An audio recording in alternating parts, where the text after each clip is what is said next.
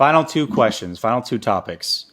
Should the Niners bring back Richard Sherman?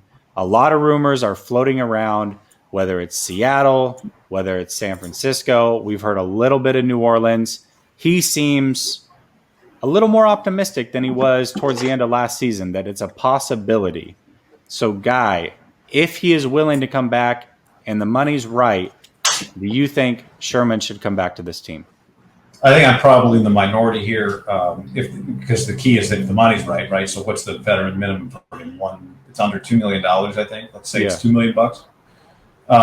I know, he only played in 5 games, whatever it was last year. But the short answer, yes, for me, because cornerback is a question in my mind. Now, if you look at your rookie and you got Ambry Thomas out there running around and he's ready to roll, great. I mean, this is not.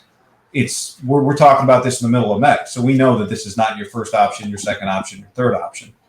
But the other concern I have is, like, you go back and I talked about this the day after the draft. The other teams in the division all drafted really fast guys. Rondale Moore ran a 4.31, went to Arizona at 49.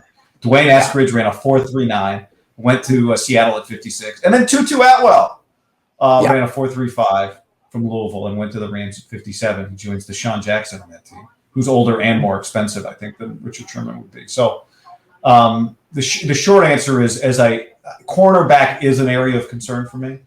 And for that reason, I'm open to a lot of things at cornerback, including a guy who, though he was injured last year, I still think has something left in the tank.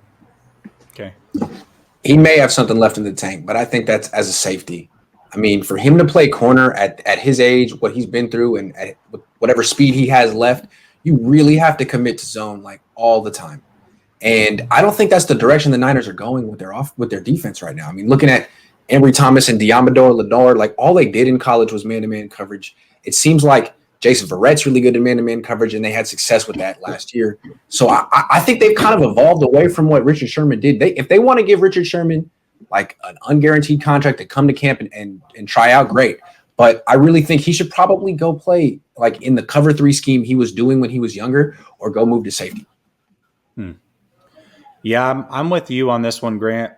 So if there's an injury in training camp and he's still unsigned, sure, I think it's worth it. Or if he's willing to legitimately fight for a position and not be given the position, I'm cool with that too, because I know that he has worked with Diamador Lenore in the past. He has great leadership. You cannot deny that.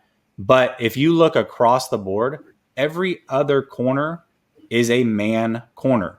So now you're going to bring in a guy who absolutely cannot play man and mess with what we possibly want to do on defense. Cover 1 is completely out of the question. Cover 2 man might be in the question in certain scenarios or certain matchups, but it limits what can be done with that defense. And it reared its ugly head in the Super Bowl more than ever. And it started to do it more and more and more as the season wore on last year. Yes, he was hurt, but that's another factor. We're adding age again to a team that is already the second oldest team in the league. I'm not a fan of it unless those other circumstances lie.